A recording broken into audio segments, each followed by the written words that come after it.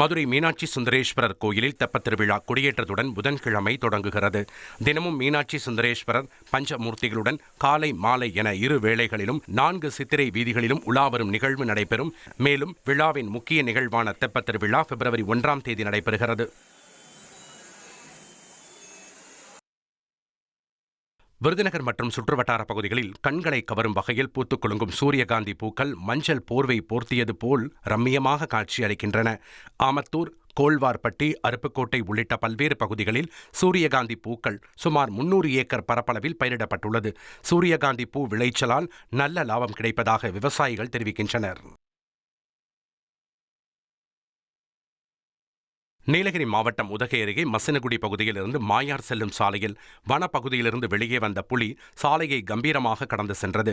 புலியை பார்த்து வாகன ஓட்டி அச்சமடைந்த நிலையில் புலி சாலையை கடந்து வனப்பகுதிக்கு சென்றவுடன் பொதுமக்கள் நிம்மதியடைந்தனர்.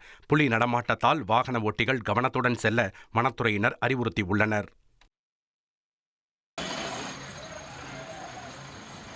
புதுச்சேரியில் நடிகர் சந்தானத்தின் பிறந்தநாளை முன்னிட்டு அவரது ரசிகர்கள் ஒருநாள் இலவச பேருந்து பயணத்தை அறிமுகம் செய்தனர். இதற்காக புதுச்சேரி புதிய பேருந்து நிலையத்திலிருந்து தனியார் பேருந்து ஒன்று புறப்பட்டது. புதுச்சேரியின் முக்கிய பகுதிகளான கோரிமேடு, வில்லியனூர், வீராம்பட்டினம் ஆகிய பகுதிகளில் இந்த பேருந்து பயணித்தது. இந்த பேருந்தில் ஏறும் அனைவருக்கும் இலவச டிக்கெட் வழங்கப்பட்டதுடன் சாக்லேட்டும் கொடுக்கப்பட்டது. திருச்சி மாவட்டம் முசிறி அருகே நிலத்தகராறில் கர்ப்பிணியை சரமாரியாக தாக்கிய சம்பவத்தின் சிசிடிவி காட்சி வெளியாகி பரபரப்பை ஏற்படுத்தியுள்ளது. கூலி தொழிலாளியான அரசன் என்பவருக்கும் பாலாஜி குடும்பத்தினருக்கும் இடையே முன்விரோதம் இருந்துள்ளது. இந்நிலையில் மருத்துவமனைக்கு தந்தை அரசனுடன் சென்ற சத்யாவை அங்கு வந்த பாலாஜியின் மனைவி ஹேமா மற்றும் அவரது மகன் ஆகியோர் சேர்ந்து தாக்கியுள்ளனர்.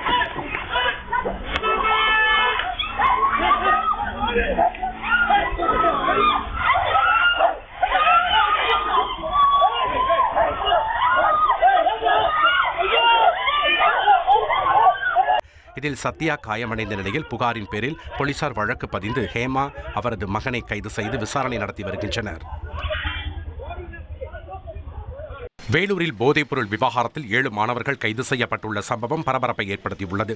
வேலூர் பழைய காட்பாடி செல்வம் நகர் பகுதியில் உள்ள தனியார் குடியிருப்பில் போலீசார் நடத்திய சோதனையில் 7 தனியார் பல்கலைக்கழக மாணவர்கள் போதைப்பொருள் பயன்படுத்தி சக மாணவர்களுக்கும் விற்றது தெரியவந்தது. சோதனையில் 50 போதை மாத்திரைகள், 450 கிராம் கஞ்சா, 250 கிராம் கஞ்சா ஆயில் மற்றும் 6 எடை எந்திரங்கள் பறிமுதல் செய்யப்பட்டன. கைதான மாணவர்களை போலீசார் நீதிமன்ற காவலில் சிறையில் அடைத்துள்ளனர். ஈரோடு மாவட்டம் ஆசனூர் மலைப்பகுதியில் நடந்து சென்ற கோயில் பூசாரி தடியால் அடித்து கொலை செய்யப்பட்ட சம்பவம் பரபரப்பை ஏற்படுத்தியுள்ளது. ஆசனூர் மலைப்பகுதியில் உள்ள சென்டர் தொட்டி கிராமத்தைச் சேர்ந்த மாதன் மளிகை பொருட்கள் வாங்குவதற்காக அரேபாளையத்திற்கு நடந்து சென்றுள்ளார். அப்போது நிகழ்ந்த இந்த சம்பவம் தொடர்பாக சம்பந்தப்பட்ட இளைஞரை பிடித்து போலீசார் விசாரணை மேற்கொண்டனர். அதில் கெத்தேசால் கிராமத்தைச் சேர்ந்த சிவராஜ் என்பதும் மனநலம் பாதிக்கப்பட்ட நபர் எனவும் கூறப்படுகிறது. மேலும் இவர் மதுபோதையில் சாலையில் செல்வோரை தடியால் தாக்கியதும் தெரியவந்தது.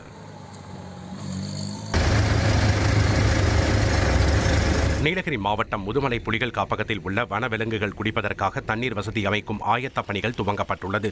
வறட்சியான காலத்தில் வனவிலங்குகள் குடிநீர் கிடைக்காமல் கடும் சிரமத்தை சந்திக்கும். மேலும் உணவுக்காக விலங்குகள் இடம்பெயர்வதை தவிர்க்க இந்த நடவடிக்கைகள் மேற்கொள்ளப்பட்டு வருவதாக வனத்துறையினர் தெரிவித்துள்ளனர்.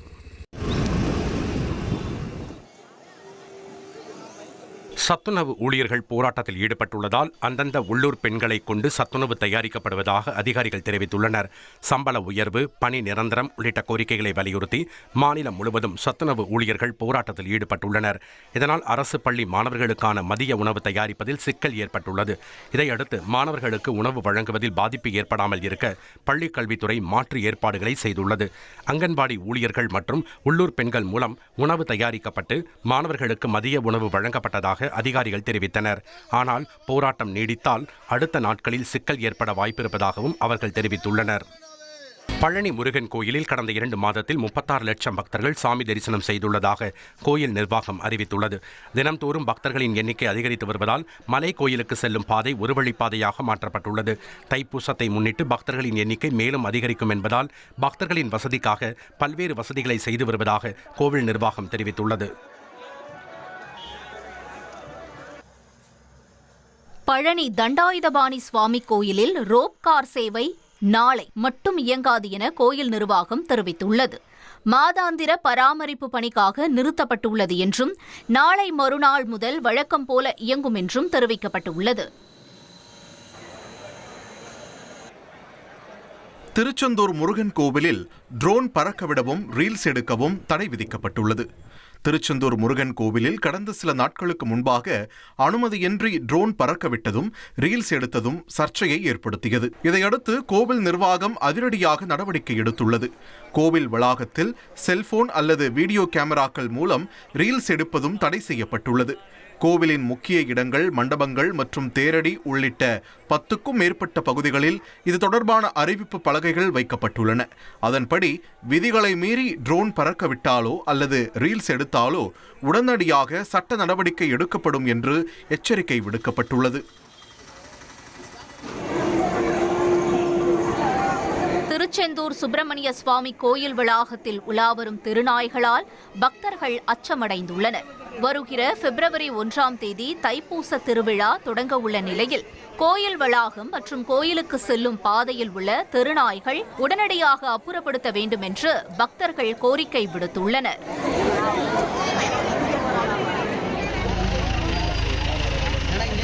வடமதுரை அருகே குப்பை அள்ளும் வாகனத்தின் பழுதை சரி செய்யாத ஊராட்சி நிர்வாகத்தை கண்டித்து குப்பையை சாலையில் கொட்டி தூய்மை பணியாளர்கள் மறியல் போராட்டம் நடத்தினர்.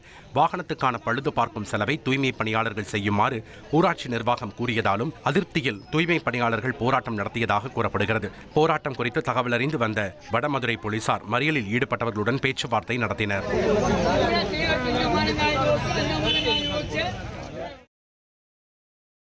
தென்காசி மாவட்டம் சங்கரன்கோவில் அருகே விவசாய பயிர்களை வன விலங்குகள் அழித்து வரும் நிலையில் மாவட்ட வன அலுவலரின் சமூக வலைதள பதிவு கவனத்தை பெற்றுள்ளது. சிவகிரி, வாசுதேவநல்லூர், புளியங்குடி, தேவிப்பட்டினம் ஆகிய பகுதிகளில் உள்ள விவசாய நிலங்களை நாள்தோறும் யானை, மான், காட்டுப்பன்றி உள்ளிட்ட வன விலங்குகள் அழித்து வருகின்றன.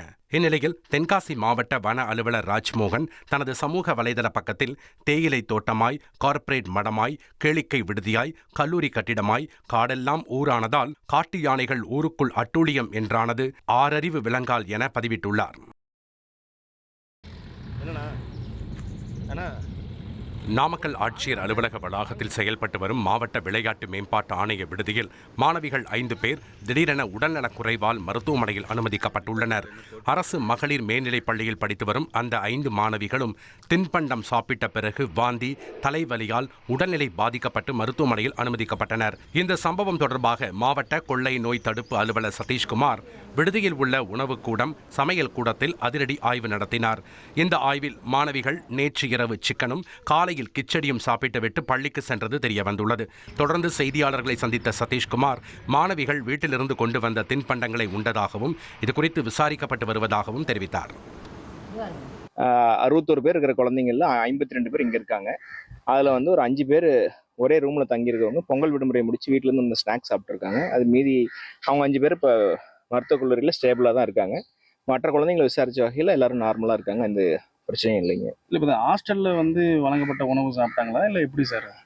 எல்லாருமே இப்போ பொங்கல் விடுமுறை முடிச்சு வந்ததுனால வீட்டிலேருந்து அந்த ஸ்நாக்ஸும் வச்சுருக்காங்க. மேலே ஒரு 6 ரூமில் எல்லாரும் தங்கியிருக்காங்க. அதில் அந்த 5 பேரும் ஒரே அறையில் தங்கியிருக்காங்க. அவங்க என்ன காமனாக சாப்பிட்டாங்கிறத இனிமேல் தான் மருத்துவக் கல்லூரி போய் விசாரிக்கணுங்க. இலங்கை சிறையில் அடைக்கப்பட்டுள்ள தனது கணவரை மீட்டுத் தர வேண்டும் என மனைவி கோரிக்கை விடுத்துள்ளார். கச்சத்தீவு அருகே மீன்பிடித்துக் கொண்டிருந்த தங்கச்சி மடத்தைச் சேர்ந்த பிரபு உள்பட 3 பேரை இலங்கை கடற்படை அண்மையில் சிறை பிடித்தது. இந்நிலையில் பிரபு ஏற்கனவே உடல்நிலை பாதிக்கப்பட்டவர் என்பதால் அவரை மீட்க மத்திய மாநில அரசுகள் நடவடிக்கை எடுக்க வேண்டும் என அவரது மனைவி கோரிக்கை விடுத்துள்ளார். ராணிப்பேட்டை மாவட்டம் திமிரியில் புதிய பேருந்து நிலையத்திலிருந்து இயக்கப்படும் பேருந்துகள் பழைய பேருந்து நிலையத்தில் நின்று செல்ல வேண்டும் என கூறி 300க்கும் மேற்பட்ட பொதுமக்கள் திடீரென சாலை மறியலில் ஈடுபட்டதால் அங்கு பரபரப்பான சூழல் நிலவியது.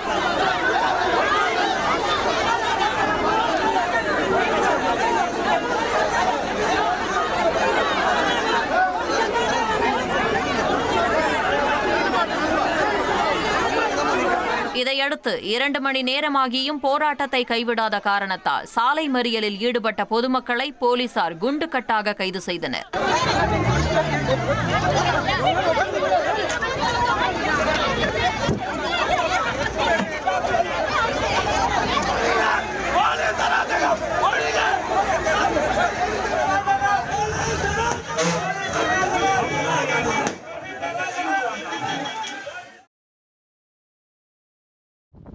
தூத்துக்குடியிலிருந்து இலங்கைக்கு கடத்தவிருந்த 50 லட்சம் ரூபாய் மதிப்பிலான பீடி இலைகள் பறிமுதல் செய்யப்பட்டது. தாளமுத்து நகர் விவேகானந்தர் காலனி கடற்கரையில் கியூ பிரிவு போலீசார் ரோந்து பணியில் ஈடுபட்டனர். அப்போது ஃபைபர் படகிலிருந்து 34 மூட்டை பீடி இலைகள் பறிமுதல் செய்யப்பட்டது. கடத்தல் முயற்சியில் ஈடுபட்ட சம்சுதீன், சுடலைமணி ஆகிய 2 பேரும் கைது செய்யப்பட்டனர்.